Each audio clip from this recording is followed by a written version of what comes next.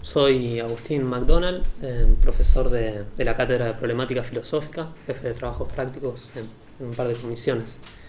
Y les quería comentar un poco acerca de la materia, en vísperas de empezar el cursado y de arrancar con esta aventura de primer año. Problemática filosófica es una materia de filosofía, está en el nombre. Antes se llamaba filosofía, cambia el nombre a problemática filosófica porque se supone que a lo largo del cursado y del programa lo que va armando justamente la dinámica de las lecturas son problemas. La materia está organizada de un modo cronológico en cuanto al desarrollo de las fuentes. Esto significa que la materia empieza donde tendría su origen la filosofía, el mundo griego antiguo, y progresa a lecturas de la contemporaneidad, que se pueden inscribir, dentro de lo que llamamos filosofía. Esto de por sí es problemático, y es también una cuestión que abordamos en la materia, ¿no? ¿Qué será esto de la filosofía? ¿Hasta qué punto ahí no se condensa también una construcción que tiene ciertas tradiciones, ¿no? Que hay que poder por leer? Pero como decía, la materia está organizada en torno a problemas que van desde el problema del conocimiento, el problema de la política, el problema ético, para leer justamente estas cuestiones en los distintos textos. Lo cual permite de alguna manera justamente trazar alguna línea de continuidad entre el mundo griego antiguo y la contemporaneidad. La materia fundamentalmente en las primeras unidades se aboca a esto, que es el mundo griego antiguo. Hay bastante bibliografía de ese periodo, que va aproximadamente del siglo VI a.C. al siglo IV, III. Luego hay un salto a la modernidad, y en la modernidad de nuevo encontramos algunas unidades donde tenemos varias lecturas fundantes de eso que es la modernidad en la filosofía, y por último una unidad sobre problemas de la filosofía contemporánea. Fundamentalmente ese es el esquema. Si se puede recomendar por dónde empezar la materia a leer, diría que por textos que ya están en la primera unidad, que no son textos quizá en sí mismos filosóficos, y por eso entendemos textos de autores de la filosofía que plantean su perspectiva. Son más bien textos que intentan ubicar en el contexto o en el mundo en el que la filosofía aparece como denominación de una cierta práctica.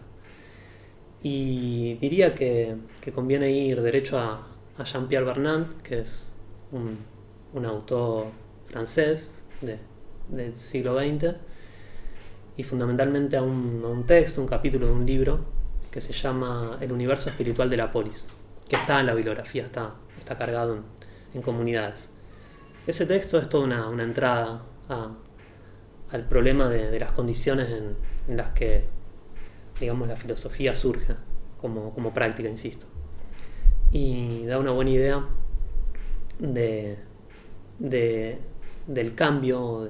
Vernant habla de mutación mental, del cambio político, social y psicológico, si ustedes quieren, que permite la aparición de esto que llamamos filosofía. Me parece una buena entrada. Además, Vernant es un autor muy claro, tiene una virtud rara, diría, rara hoy, que es que cuando uno lo lee no sabe exactamente si escribe a eruditos como él sobre el tema o al público en general. Pareciera que escribe para todo aquel que se anime a leerlo, básicamente, pero no escribe papers, no escribe textos técnicos, escribe textos que por otro lado están muy bien escritos y que son muy amables, son realmente una invitación a leer y a interesarse en los temas que él desarrolla, que tienen que ver con el mundo griego antiguo. Así que si vale como recomendación, esa es una buena manera de entrar a la materia, insisto, en las vísperas de lo que va a ser el cursado. Y por otro lado, situar esto también, ¿no? que la materia, digamos, está compuesta por un repertorio de textos y que muchos son textos fuentes, es decir, textos escritos por aquellos autores que están vinculados a la tradición de la filosofía, textos originales, podríamos decir, y también hay textos fuentes, o sea, textos que de alguna manera permiten suplementar la lectura de las fuentes, textos complementarios. Esos textos siempre permiten de alguna manera limar las asperezas del encuentro con textos que están escritos, como les digo, de primera mano por autores como Platón, Descartes, Kant. Y el texto de Bernat es uno de esos textos. Es un texto que podría funcionar como una bibliografía complementaria, pero no por eso menos interesante. Y después permite ubicar un poco qué pasa ahí, ¿no? Con la filosofía, qué pasa con la figura de Sócrates, de Platón, de Aristóteles, de todo lo que ya constituye el momento clásico del mundo griego antiguo. Pero esta discriminación de tipos de lectura o de fuentes me parece interesante tenerla a la vista. También en el sentido de que muchas veces cuando encontremos dificultades a la hora de leer, vamos a poder recurrir a esta clase de textos, a esta otra clase de textos, que son fuentes, como les digo, complementarias y que más bien son comentarios de las fuentes. La bibliografía de hecho está organizada con una bibliografía que es obligatoria, donde hay textos, fuentes y comentarios, y también una bibliografía ampliatoria, que en general son textos que funcionan para ubicar el contexto y los problemas de ciertas lecturas.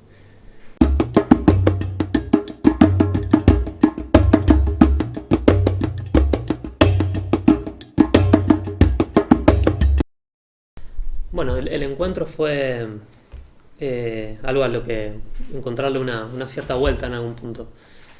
La expectativa de todos los que iban a cursar ese año era otra, claramente. Incluso filosofía, problemática filosófica es una materia de primero, incluso sin saber muy bien qué es eso, de entrar en el espacio de las aulas, de circular por la facultad, de encontrarse en los pasillos, de ir al bar, incluso sin tener por ahí ese registro, ¿no? Así que fue, insisto, algo que tramitar, que elaborar de alguna manera. Lo que sucedió fue que enseguida se pudo, montar el dispositivo. Y ahí cada uno, tuvo que redoblar un poco la apuesta, las ganas, el compromiso con eso. Desde el uso de plataformas que desconocíamos a la manera de mantener la cohesión de los grupos. Como, digamos, sostener algo que en alguna manera se asemejara a lo que era la experiencia de la presencialidad. Creo que, por un lado, intentar que se asemeje o que directamente se equipare a la experiencia de la presencialidad, algo como esto, no sería recomendable tampoco. Sería muy frustrante. En todo caso, me parece que lo interesante es encontrarle la vuelta a las herramientas que tenemos. Hablo en presente porque todavía estamos en esto y va a ser así este año. Pero en todo caso, el año pasado, insisto, todo nos encontró un poco desorientados, pero enseguida viendo cómo encontrarle la vuelta. Y la vuelta la encontramos por medio de reuniones, de encuentros sincrónicos, vía plataformas, distintas plataformas. En un comienzo Zoom estuvo cuestionada porque se hackeaba, parece, muy a menudo. Entonces, cambiamos a Jitsi, a Google Meet, actualmente es la que más se usa, creo. De esa manera pudimos sostener un espacio de cursado semanal, análogo al de la presencialidad. A veces es difícil sostener 2 horas o 1 hora 45, que es lo que más o menos duran las clases de práctico y de teórico por esta vía. Pero aún así, más o menos, por lo menos eso es lo que recuerdo, promediamos clases de esa duración.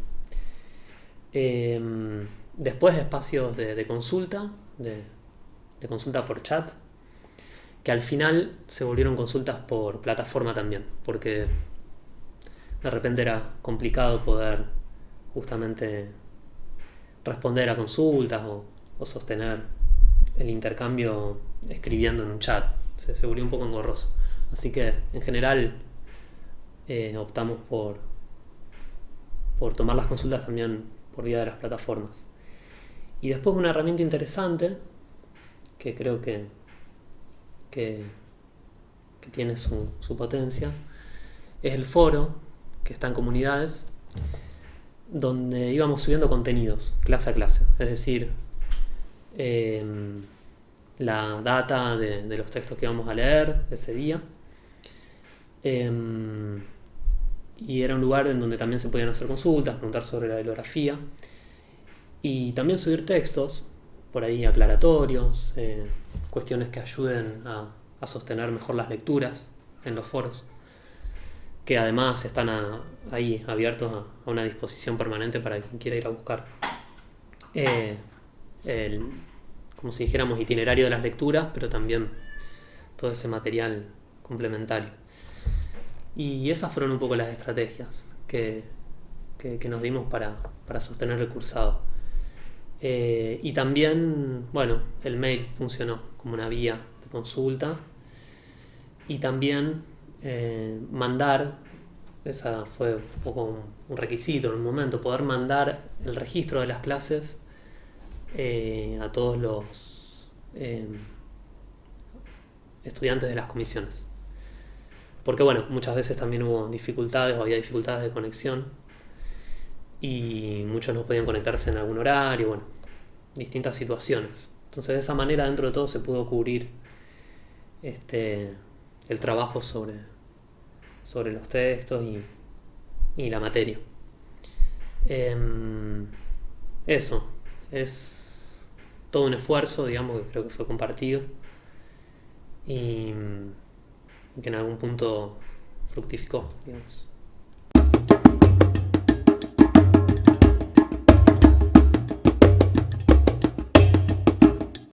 Bueno, en relación a esta cuestión, creo que se puede pensar de distintas formas. Sobre todo porque la palabra saber es una palabra bastante pesada. En todo caso, convoca muchas cosas. Creo que desde un lugar así meramente técnico, instrumental, ni qué decir que hubo que incorporar saberes hacer tecnológicos, tenían que ver con resolver pragmáticamente la comunicación, digamos, o el modo de llegar a sostener ese espacio de cursado y de consulta y las materias y la carrera, en definitiva. Y creo que ahí, por igual, estudiantes, docentes, nos tuvimos que poner a tiro con una tecnología que en gran medida desconocíamos. Así que ahí hubo todo un trabajo de elaboración, no exento de algún malestar por momentos. En el sentido de que, bueno, era todo un trabajo psíquico también incorporar estos nuevos modos de hacer. Y después, en un sentido más general, quizá, sí, digamos, creo que nuestros saberes se vieron o se ven trastocados. Y creo que esa cuestión, digamos, tuvo su emergencia en las clases y estuvo asociada muchas veces a cuestiones accidentales o incidentales, no sabría cómo nombrarlas. Es decir, en el trabajo por ahí de textos o de problemas, de repente la necesidad de pensar dónde estamos parados, qué está pasando, cómo llevar adelante esto, salió permanentemente. Sobre todo ubico esto quizá en los momentos más relajados de las clases que son al final, donde la cuestión, bueno, en todo caso es poder dialogar más fluidamente y no por ahí transmitir un contenido. Ahí ubico que justamente esto, la pregunta por lo que estaba pasando y la necesidad también de ubicarse en relación a eso estaba a flor de piel. Por ahí es un lugar común, pero bueno, una pandemia pone en juego nuestra propia vida, nos enfrenta a la finitud, nos pone de cara a la incertidumbre.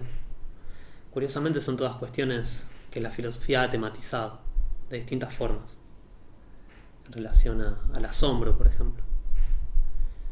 Ese trance en el cual uno de alguna manera se deshace de lo que venían siendo sus conceptos, sus ideas, sus representaciones para lanzarse a la necesidad de pensar algo. Pero si vale la analogía, creo que el asombro, como ese pathos, ese afecto del que provendría la reflexión según Platón, ¿no? Y la pandemia en algún punto se equiparan en esto también, en que no se trata solo de que nuestras certezas caigan completamente, sino también de ver cómo hacer pie, ¿no? El asombro en todo caso es una disposición según la cual en esa incertidumbre nos mantenemos en pie, ¿no?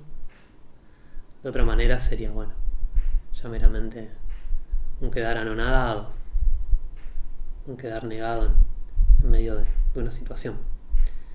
Así que, bueno, creo que da para mucho, pero sin duda que los saberes previos, si ustedes quieren, o las ideas que teníamos acerca de algunas cosas, se vieron y se ven conmovidas.